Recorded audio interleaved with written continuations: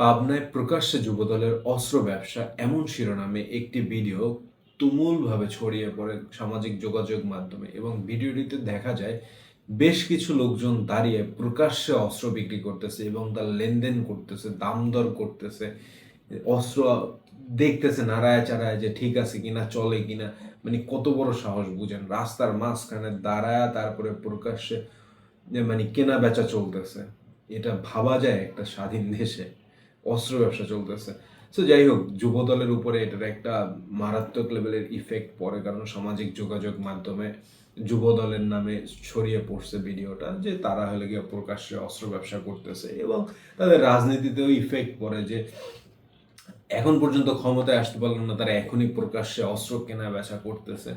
আর বিরোধীরা তো বিভিন্ন ধরনের পিঞ্চ কমেন্ট দিয়ে ভরায় ফেলছে যে হ্যাঁ ঠিক আছে, এরা অস্ত্র ব্যবসা আজকের করতেছে, কালকে দেখবেন আবার 10 ট্রাক অস্ত্র নিয়ে হাজির হয়ে যাবে।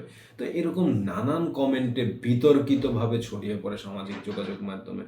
পরবর্তীতে জানা যায় যে পুলিশের থেকে, পাবনার পুলিশের কাছে খোঁজ নেওয়া হয়, তারা বলে যে বিবৃতি দিয়ে যে এটা অনেক পুরনো একটা ভিডিও এবং এটার তদন্ত শুরু করা হয়েছে, বাট চেহারা যেহেতু ভিডিওতে চেনা যায় না, সেক্ষেত্রে এটা সঠিকভাবে শনাক্ত করা যাচ্ছে না যে এরা কারা, ঠিক আছে, বা এদের শনাক্ত করতে একটু বেগ পেতে হচ্ছে, বাট খুব দ্রুত তাদেরকে শনাক্ত করা হবে। এবং যুবদল থেকে বিবৃতি আসে, পাবনার যুবদল থেকে যে জেলা যুবদলের আহ্বায়ক আজিজুল হক তিনি একটি বিবৃতি দেন যে এই ভিডিওতে যারা আছে বা দেখা যায় তারা কেউই যুবদলের সাথে জড়িত না, এটা যুবদলকে হেয় প্রতিপন্ন করার জন্য এই ভিডিওটা যুবদল নামে শিরোনামে প্রকাশ করা হয়, যে যুবদলের অস্ত্র ব্যবসা শিরোনামে প্রকাশ করা হয়।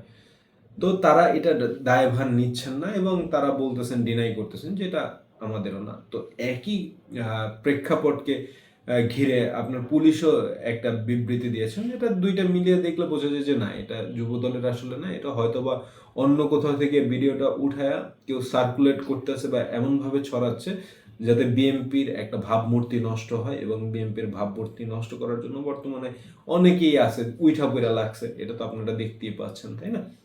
সো বিএনপির ভাবমূর্তি হোক আর যে কোনো দলের ভাবমূর্তি হোক, আপনারা যারা দর্শক আছেন তারা একটা ভিডিও যখন দেখবেন, দেখার পরে বা দেখার আগে বা যখনই একটা কমেন্ট করতে যাবেন, আর একজনকে এটা শেয়ার করতে যাবেন, ফরওয়ার্ড করতে যাবেন, একবার চিন্তা করে নেবেন যে যে ভিডিওটা দেখছেন এটা কি আসলে জেনুইন কিনা, যে ভিডিওটা দেখছেন এটা কি আসলে বর্তমানের ভিডিও কিনা, এটা স্বৈরাচারের যুগের ভিডিও কিনা, যেটা বইলা আসে মানুষ, ঠিক আছে। সো এই জিনিসগুলো দেখে তারপরে বুঝে মানুষকে নিয়ে বিভ্রান্ত ছড়ানো উচিত। বিভ্রান্ত ছড়ানো মোটেই ভালো কাজ না।